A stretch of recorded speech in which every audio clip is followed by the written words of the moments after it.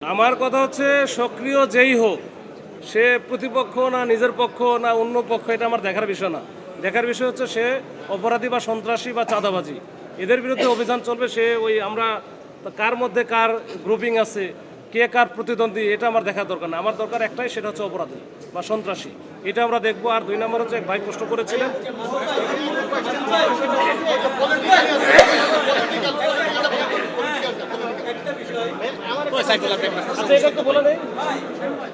আচ্ছা, প্রায় 3 মাস হলো আসার পরে দুইটা জিনিস নিয়ে আমাকে বেশি ফেস করতে হয়েছে। একটা হচ্ছে জঙ্গল সলিমপুর, আর দুই নম্বরই যেটা সবচেয়ে বেশি আমাকে ফেস করতে হয়েছে সেটা হচ্ছে রাউজান। যে রাউজান নিয়ে রাউজান করতে করতে আমার মাথার ভিতরে রাউজান ছাড়া কিছু নাই। তো তখন থেকে কিন্তু আমার একটা ছিল, যে প্ল্যান ছিল। তখন আমার প্রথম যাকে সাক্ষাতেও আপনাদের বলেছিলাম যে রাউজান কেন্দ্রিক আমার একটা প্ল্যান আছে, এবং সেই প্ল্যান অনুযায়ী আমরা কাজ করে যাচ্ছি এবং ভবিষ্যতেও কাজ করব। এক ভাই বলেছেন যে 2024 সালের 5 আগস্টের পট পরিবর্তনের পরে এই যে যারা খুব আলোচিত শীর্ষ সন্ত্রাসী বা খুব যাদের নিয়ে কথাবার্তা হয়, তাদের উত্থান ঘটেছে।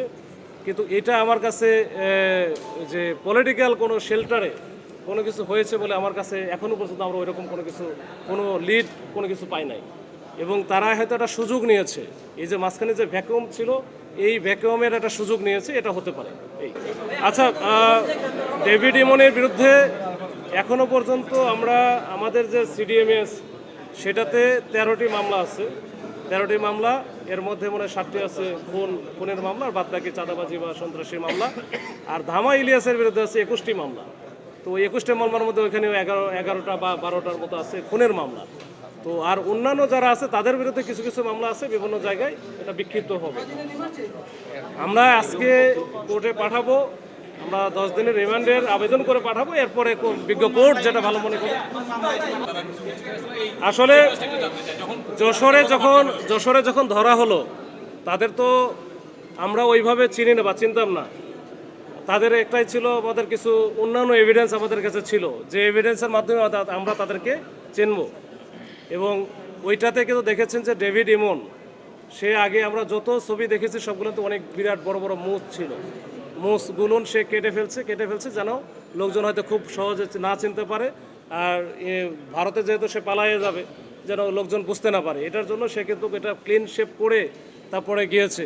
তো তার কথা শুনেই তো আসলে প্রথমেই আমরা বুঝতে পেরেছি যে সে বলতেছে আমার বাড়ি ঢাকাতে, কিন্তু কথা তো একবারে ওই যে আপনাদের চাটগার।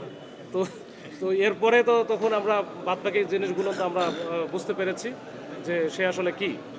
তো তার সহযোগী যারা ছিল তাদের তো আমাদের স্টাডি করা ছিল বহুত আগে, এটা একদিনের ঘটনা না। আমি আর একবার বলি, এই বিষয়টা হুটহাট করে কোনো বিষয় না। এটা হচ্ছে দীর্ঘদিন থেকে এটার একটা ধারাবাহিক এবং নিরলস পরিশ্রমের মাধ্যমে অর্জিত একটা জিনিস, অর্জিত একটা অপারেশন। এইটা মনে করেন না যে এটা হঠাৎ করে গেছে, ওখানে চেকপোস্টে পড়ছে, ওইখানে আমরা ধরে ফেলছি, বিষয়টা এরকম না।